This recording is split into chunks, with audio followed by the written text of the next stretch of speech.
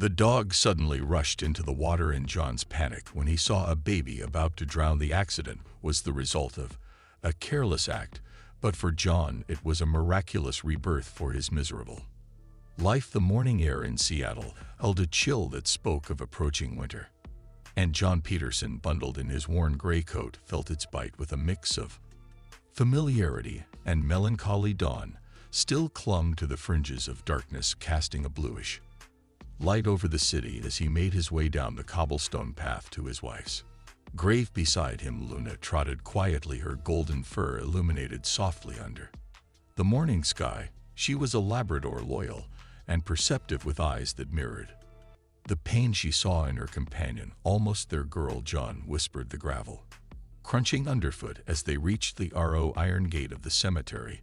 The stillness greeted them, profound and heavy, disturbed only by the faint rustle of leaves overhead. He let out a slow breath, feeling the familiar tightening in his chest. The stone before him bore Sarah's name etched neatly. Cold and unmoving memories rose like echoes, whispers of a past that still haunted him. Laughter, a touch, the gradual forgetting, and then silence. Luna sat beside him, her gaze unwavering, as if absorbing his sorrow.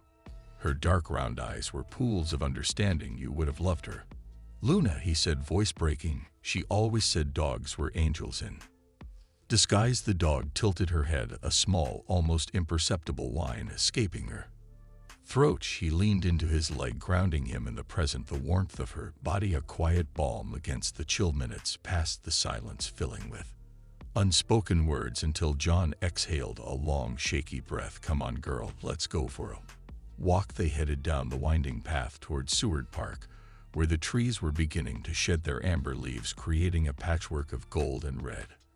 Across the grass, the first rays of sunlight pushed through the canopy, and the lake at the park's edge glistened like molten silver. It was here, in the embrace of nature, that John felt most connected to Sarah's memory. It was also where he found the most solace. Luna's pace quickened, nose to the ground, ears pricked and alert. What is it, Luna? John asked, a tinge of curiosity breaking through the lingering fog of grief. But Luna did not respond to his voice. Her body tensed, muscles coiled under her sleek coat, eyes locked onto the expanse of water ahead. In an instant she bounded forward, paws hitting the earth with force as she raced to the lake's edge. Luna Jane shouted, the echo of her name swallowed by the splashes. As she leaped into the water, panic surged through him. Luna was a strong swimmer, but her sudden, determined plunge into the lake sent a shiver down his spine. He ran, breath catching in his throat as he followed her gaze and saw it, a small form clinging desperately to a floating piece of wood, tiny hands white with cold.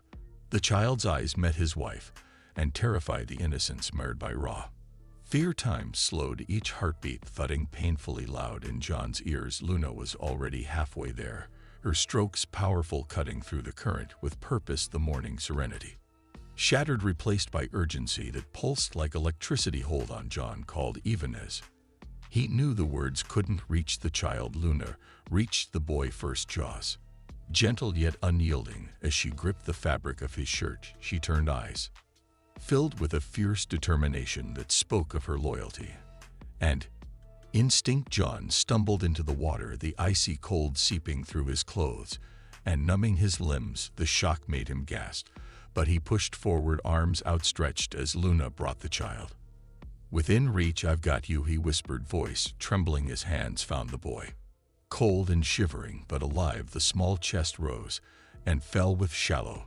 stuttering breaths, each one a tiny victory. John's vision blurred with the sting of water and emotion as he looked at Luna, who now swam tiredly to shore, her body quaking with exhaustion, but eyes ever watchful. They reached the bank together, John collapsing onto the damp ground with the child cradled tightly in his arms. Luna lay beside them, sides heaving, a soft whimper breaking the tension of the moment. It's okay, Luna, John murmured, one hand resting on her wet fur. For a brief moment, past and present melded, loss and salvation intertwined, and as the sun finally rose, casting its warm light over Them Johann knew that hope, fragile and persistent, had found him once more. The world around him seemed to blur the muted hues of the park, dissolving into the singular focus of a lifeless little body cradled in his trembling hands. Tom's hair, soaked and tangled, clung to his small ashen face. John's own breath was ragged, uneven as he forced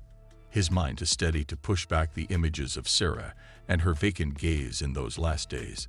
This was different. It had to be. Breathe, Tom, just breathe. John whispered, voice straining as if those words could spark life on their own. He tilted the child's chin gently, sealing his lips over Tom's tiny mouth and delivering a measured breath. His pulse thudded relentlessly in his ears, drowning out the sounds of distant shouts and approaching footsteps. He began chest compressions, counting with silent precision. Each push was met with resistance, the fragile ribs yielding under his hands, echoing the weight of 1,000 unspoken fears. The seconds stretched, each one fighting into him, hollowing out the space between hope and despair. A sharp wheezing gasp. Tom's chest jerked, and for a moment John stilled, the world collapsing into that singular breath. Tom's eyes fluttered, a watery blue gaze lifting weakly, meeting John's with an innocence uncorrupted by the terror that had nearly taken him. Relief flooded John's veins, leaving him momentarily lightheaded. Thank God, he breathed, his hand lingering on Tom's damp cheek. He turned slightly to glance at Luna, the Labrador, whose soaked fur clung to her lean body.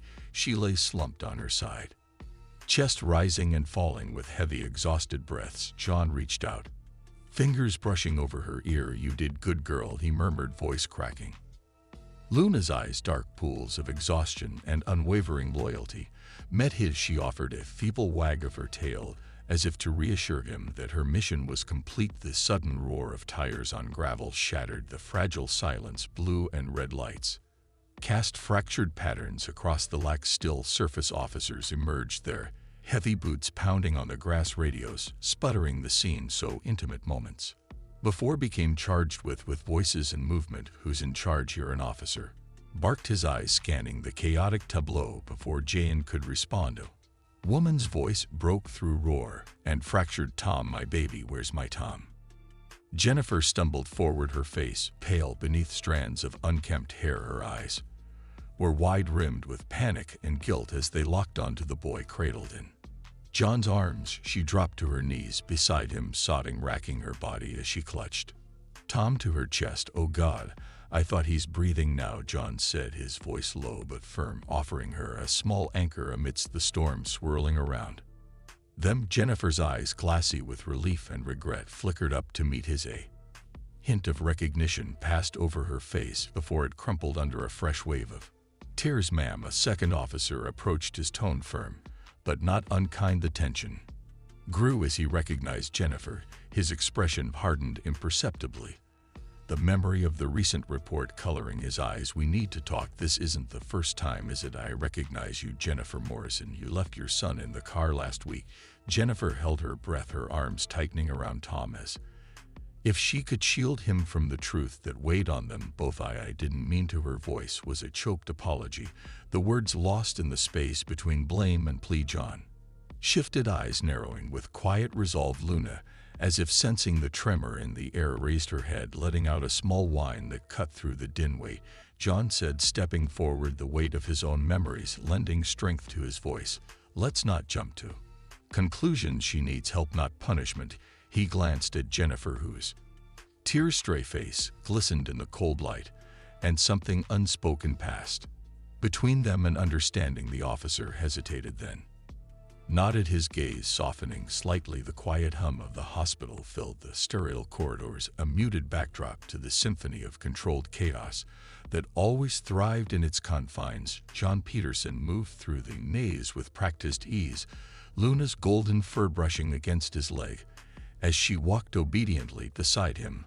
The fluorescent lights cast a harsh, cold glow over the tiled floor, but the warmth of Luna's presence tempered the chill. Come on, girl, Jayan whispered, his voice a musty echo of worry and fatigue. Luna's ears twitched at the sound, a subtle nod of understanding. They reached the room where Tom had been admitted, and through the glass John saw the small boy lying motionless, wrapped in a blanket too big For his tiny frame, his chest rose and fell in shallow, erratic breaths. He stepped into the room, his boots scuffing lightly against the linoleum. Jennifer's head snapped up, her eyes wide and filled with a blend of fear and recognition. The room held its breath. Mr. Peterson, she managed, her voice trembling. They said Tom might be taken away. John looked down, unable to meet her eyes directly. The weight of his silence said more than words ever could. Instead, he glanced at Luna, who had positioned herself by the bed, her eyes soft and watchful, the embodiment of quiet empathy. I'm here for him, Jan said finally, each word thick with unsaid promises. Jennifer nodded, swallowing hard as she struggled to maintain her composure. He's all I have, she whispered, her voice breaking. And now I can't even trust myself to keep him safe. Jennifer. Jan started hesitating as memories of Sarah's gradual descent surfaced unbidden, the forgotten names, the vacant stares, the fear she'd struggled to hide. He reached out, placing a comforting hand on Jennifer's shoulder. It's not your fault, a knock interrupted the moment, and a doctor stepped in, clipboard clutched tightly in hand. He glanced at the trio, eyes darting between Jennifer and Tom before settling on John. Mr. Peterson, I understand you were involved in the rescue. Thank you for that, he said, his tone clinical but tinged with sincerity. Then he turned to Jennifer, his expression softening with a tinge of pity. Miss Wright, we need to discuss your condition. The early stages of Alzheimer's require immediate attention. Tom's safety is our priority, and arrangements are being made for him to stay at a social care center temporarily. Jennifer's eyes widened, and she looked as if the floor had been swept from under her. She gripped Tom's hand tighter, and he stirred, mumbling in his sleep. No, please, she said, the word trembling in the air like a fragile glass about to shatter. Jennifer's fingers intertwined with Tom's, gripping as if she were holding on to life itself. Her auburn hair was disheveled, strands sticking to her damp forehead. Silent tears cased down her pale cheeks, glistening in the harsh light. John's chest tightened as he watched her, a swirl of emotions rising like a wave, threatening to drown him. It was as though Sarah's ghost hovered at the edge of his vision, her eyes hollowed by years of suffering, a reflection of the pain now painted on Jennifer's face. Luna let out a soft whine, her gaze shifting between Jennifer and Jan, as if sensing the desperation in the room. Then, as Jan moved to step back, Luna's paw reached out, touching his leg. The gesture was so deliberate, so full of silent meaning, that John's heart stilled. She looked up at him, eyes liquid and deep, imploring him to stay. He sighed, kneeling down and placing a hand on Luna. Had the warmth of her fur grounded him, anchoring him to the moment. The room seemed to breathe again, filling with an unspoken understanding. The night wrapped around John like an old suffocating blanket, bringing with it the chill of memory. He sat in his armchair, eyes fixed on the flickering glow of the fireplace, as if it held answers long buried. The crackling embers mirrored the restless fire in his heart. Sarah's voice seemed to whisper through the room, soft yet vivid, pulling him into the past. He could still picture her on their last autumn together, the sun painting her golden hair, the distant, unfocused look in her eyes as the disease slowly took hold.